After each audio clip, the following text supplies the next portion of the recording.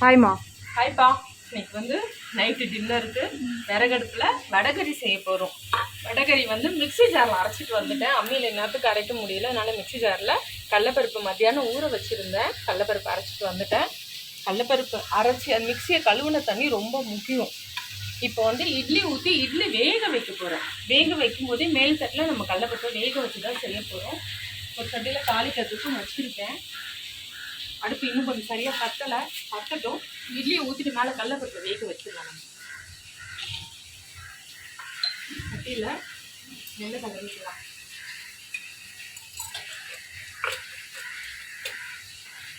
இந்த சட்டியில் கொஞ்சம் எண்ணெய் ஊற்றிடுவோம். காயிடும் தேங்காய் அளவு செய்ய போகிறேன்.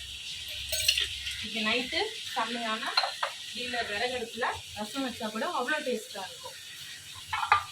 குட்டிமா, ஃப்ரிட்ஜில் போய் மாவு எடுத்துட்டு வாங்க. கேமராவை யார் பிடிப்பா? அப்போ வச்சுட்டு போய் மாவு எடுத்துட்டு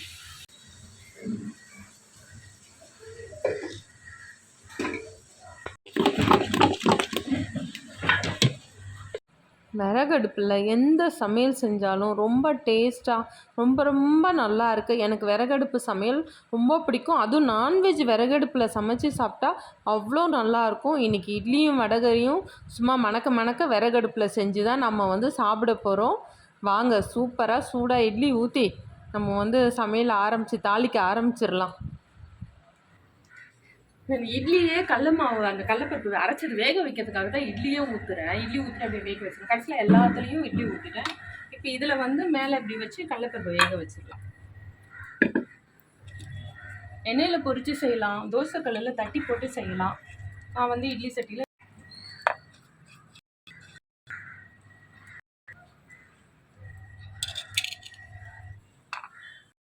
ஆட்டினா முடிஞ்சு.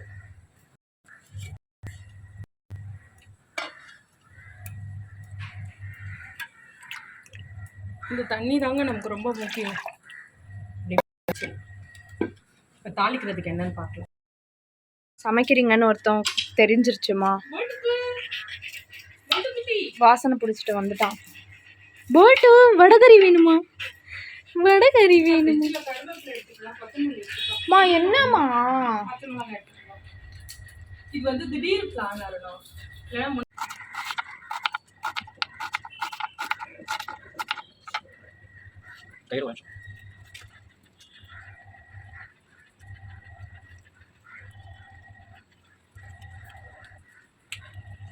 எண்ணெய் நல்லா காஞ்சிருச்சு. இந்த பட்டை கிராம்பு ஏலக்காய் போட்டுடலாம். சும்மா ஒரு பட்டை, கொஞ்சமாக இந்த கடல் பாசி, கொஞ்சமாக இது பட்டை கிராம்பு தாளிப்பீங்க இல்லையா, அது எல்லாமே கொஞ்சம் போட்டுக்கலாம். கிராம்பு எல்லாமே. இப்போ இது கூட தக்காளி, வெங்காயம், பச்சை மிளகாய் போட்டு நல்லா சூடாகிடுச்சு, அதனால மொத்தமாக போட்டுடுறேன்.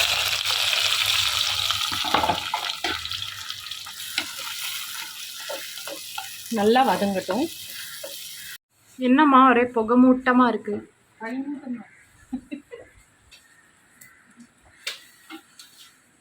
பட்ஜெட் கொடைக்கானல் அனல் காணல். Very funny. இது கூட வந்து இஞ்சி பூண்டு போட்டுக்கலாம். இதுக்கு புதினா வேணும், ஆனால் இப்போ புதினா இல்லை.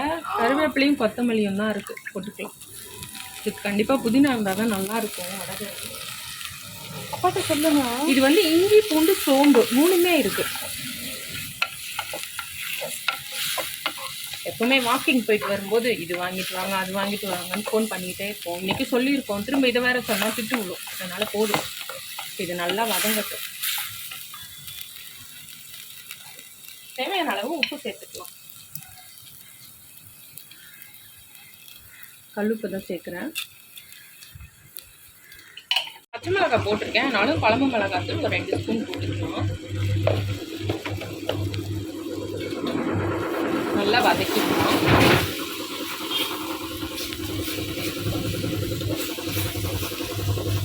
இப்போ இது கூட தேவையான அளவு தண்ணி சேர்த்து நம்ம மூடி வச்சுக்கலாம்.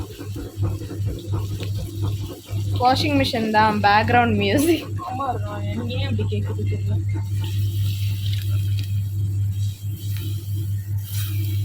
பரவாயில்லம்மா, இந்த மியூசிக் காப்பிரைட் ஆகாது. என்ன நிறைய போட்டுலாம் எனக்கு தெரியல. அவ்வளோதான், இது வந்து மூடி வச்சிடலாம். இது கொதிக்கட்டும். கடலைப்பருப்பு வேக விட்டு உதுத்து இது கூட சேர்த்துடலாம். இப்படி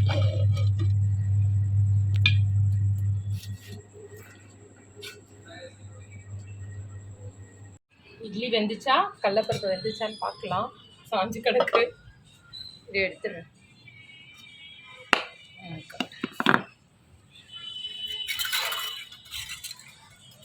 வெந்துருச்சு, அப்படியே தணல்லையே இருக்கட்டும், மூடி வச்சிடலாம்.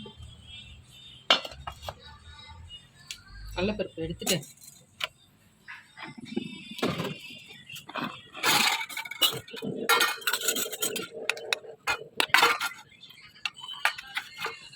சூடாக இருக்குது ஆற விட்டு நல்லா உதுத்து விட்டுட்டு நம்ம வந்து வடகரி அந்த கிரேவியில் சேர்த்துடலாம். கொதிக்குது இல்லையா குழம்பு, அதில் சேர்த்துடலாம். ஆறட்டும்.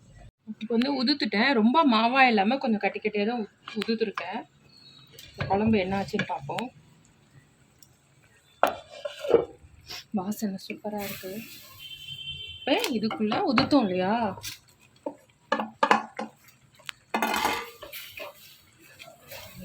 இது ஒரு மாதிரி தண்ணி விட்ட மாதிரி தான் இருக்கும். இந்த டைமில் நம்ம இதை அலசின தண்ணி, இந்த தண்ணி தான் அது வந்து நல்லா கெட்டியாக்கும். இது வந்து இது கூட ஊற்றிடலாம். இப்படி தணல் பாருமா. இந்த மாதிரி தணலில் நம்ம அடுப்பு சிம்மில் வைக்கிற மாதிரி இந்த மாதிரி தணல்லையே அப்படியே கொதித்து கெட்டியாகட்டும். மூடி வச்சிடறேன். கொஞ்சம் மாவு வாசனை இருக்கும், அதனால் இது வந்து நம்ம கொஞ்ச நேரம் மூடி வச்சிடலாம். மூடி வச்சுட்டு கொத்தமல்லி போட்டு இறக்க வேண்டியது தான்.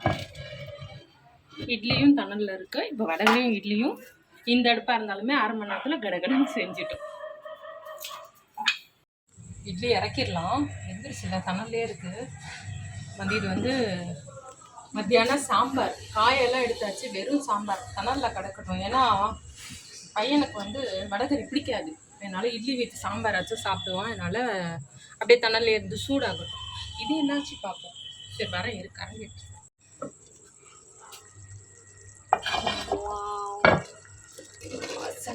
வாசனை பார்க்குறியா எப்படி இருக்குன்னு? சரியா இருக்கா பார்க்குறியா? சுடுதான் செய்வேன் நானும். சாப்பிட்டு வேணும்னா பாரு, கை காட்டு, ஊதுங்க அதை.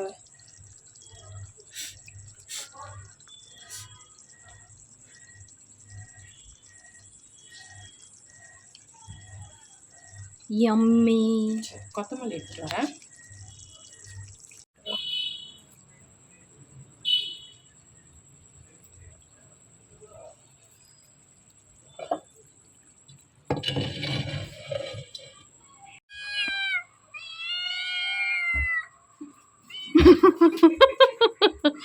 எங்க இட்லி வடகரி வேணுமா? இட்லி வடகரி வேணுமா? கண்மணி பொன்மணி மின்மினி. இட்லி வடகரி தான் டின்னர்.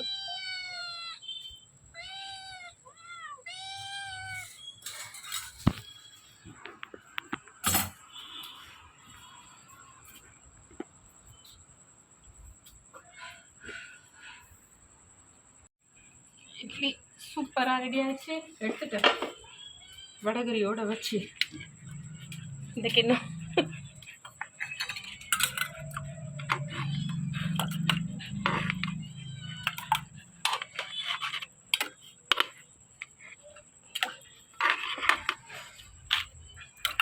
ஐயோ, ஆறுறதுக்கு கொஞ்சம் டைம் கொடுக்கும்.